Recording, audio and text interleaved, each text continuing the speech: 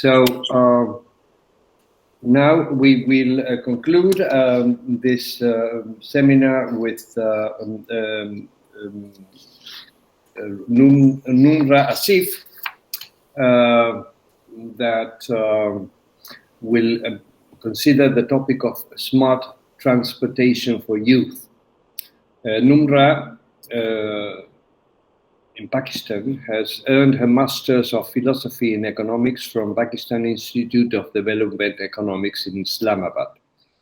Professionally, she has worked as research assistant with Center of Excellence China-Pakistan Economic Corridor from 2017 to 2019.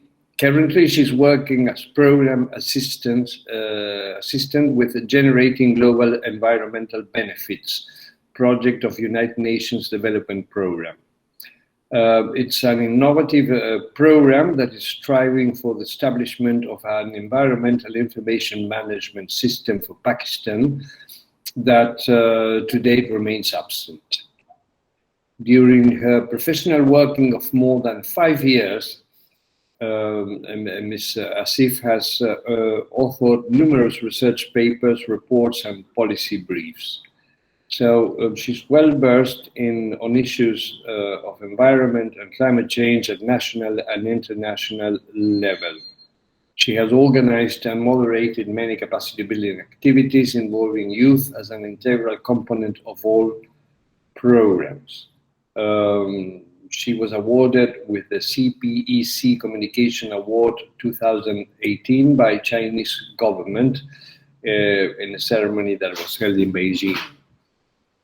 She's passionate to contribute and be a useful resource for the Global South dialogue on climate change.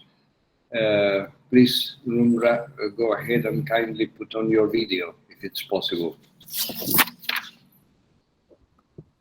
Hi, thank you for this opportunity to share my work. And I would not be sharing something specific. I would be putting up my presentation. However, I would not be sharing information regarding a specific project that I have been doing. Rather, these are some of my topic from my research that is close to me, and I'm working further on this. So yes, that will be the transport and youth of Pakistan, identifying challenges and deriving solutions from global best practices. So I will be going fast because we are almost at the end, and the session has been long, so I will be going fast. Okay, so the transport sector of Pakistan, I will be briefly overviewing it, and then the youth in Pakistan, how much youth do we have? Then I would be discussing the local projects and initiatives that we have been taking for curbing the transportation challenges. Still, the problems that youth face will then be discussed, and then I will be looking forward for ideas and the global examples that can help us to solve these transport-related problems. So transport as a sector is the fastest growing sector of the country. There are numerous vehicles that are being added every year. Bicycles are sold. Buses number is increasing. As a sector, transport contributes 4% to our GDP, 3.5% to the employment. Yet its contribution to the climate as well as to the GIG's emissions is alarming. And I will be briefly showing that. This slide shows the high growth in transportation sector that we are expecting till 2025. For example, the number of cars is expected to increase by 70%, number of bikes is expected to increase by 26%, and number of trucks is expected to increase by 34% till 2025. With these high number of transport options increasing, the emissions are increasing. Already, transport is one of the largest contributor of emissions in Pakistan. And though with respect to the global carbon footprint as well as with respect to the emissions footprint, Pakistan's contribution is low. Yet, Pakistan contribution is low. Yet, climate vulnerability of Pakistan remains high, and it is ranked as the fourth most vulnerable country towards the climate change. And then the transport sector remains one of the major contributors towards the emissions. this high problems, the problems that transportation creates include the increase in pollution. For example, a recent report shows that it kills 3 times more people than AIDS and TB does. uh, Bad transport options available in countries. This is a common scene in Pakistan, that you have unsafe transport options available. Congestion remains high on major roads of Pakistan. And then the limited mobility options for women. An ADB study found that almost 85% of working women surveyed in Karachi, Pakistan, faced harassment during their commutes to the home. So the weak transportation system in Pakistan, that is also contributing to the GIG emissions and the climate vulnerability of Pakistan, needs urgent attention. Then we have the youth. With respect to youth, 64% of population in Pakistan is younger than 30. Pakistan now has more young people than it had ever had, and this is forecasted to continue till 2050. Youth remains an important segment. They have the power to transform the country's future, and they could be the engine of development, or their disillusion could lead to social unrest. So this youth and its problems need to be addressed. Pakistan National Human Development Report, that was um, developed by UNDP, put forward very interesting insights with respect to the youth, and it surveyed 130,000 people in Pakistan. The findings were very interesting. With respect to education, 29 out of 100 people are illiterate in youth. Regarding employment, 39 out of 100 youth are employed, and 32 are males and 7 are females. With respect to social engagement, significant gaps are found with respect to the space for social engagement and connectivity. Only 15% of youth have access to the internet, 52% owns a cell phone, and 94% do not have an access to library, and 93% lacks access to a support facility.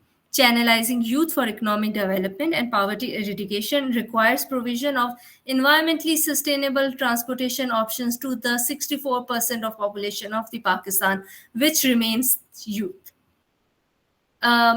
With this background that highlighted the transportation scenario of Pakistan, which is weak, frail, and needs urgent attention, especially for addressing the problems that youth are facing. There are some local initiatives that the government of Pakistan took. For example, motorways are being constructed. We currently have a network of 8 motorways between the major cities. National highways are being made, and although these exist between the major cities of Pakistan. Then we had the mass transit projects. For example, the picture shows the BRT, the bus rapid transport that exists between Rawalpindi and Islamabad. The second mass transit project that has been completed is the Orange Line. It provides connectivity across Lahore and commuting options to a lot of population, including the youth.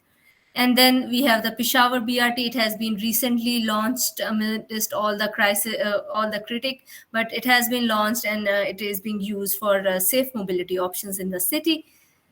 Then this is an initiative that has been especially launched by the local government of Peshawar Khyber Pakhtunkhwa for targeting the youth, and it's called the Bike Share Initiative. Basically, bikes are available at a rental basis at a publicly parked space. So you just enter your car and take the bike, and it can be dropped off to the next station. It's the first initiative of bike share that Pakistan has. So, although its usage among youth is increasing slightly, but yes, it has been rolled out recently, so we don't have much statistics at how much youth is actually using it. But yes, it is a good model that can be replicated to the other cities. And then we had an initiative by the private sector, and it is called the Pink Cab initiative. Pink cabs are buses and transport options that are exclusively for females, so that they don't face harassment and they can commute safely for education and for their work purposes. Some other projects that are in pipeline include the Quetta Mass Transit, the Karachi Circular Railway, and the network of motorways and highways on CPEC, China-Pakistan Economic Corridor. That's a major FDI project that Pakistan is currently having, which is working for infrastructure and transport connectivity in Pakistan. So under this project, Chinese and Pakistan government is rolling out a major transport initiatives. But still, with these initiatives, Pakistan is one of the most populous countries of South Asia, and problems for youth with respect to transportation remains severe. For example, even with these all options, there is congestion, there is long commuting time and cost, there is limited mobility, health problems are rising. Like one speaker from Pakistan also mentioned, smog is a very commonly occurring phenomena in winters in Pakistan, and it really limits the movement. And then there is increased reliance on personal cars because public transport is not available. So everyone just pitches in resources and tries to buy a car to solve this mobility crisis. However, more the cars on the road, we all know that increases emissions. Then the transport costs are of great financial burden, and then there are the gender and harassment issues. So transportation sector in itself calls for urgent attention.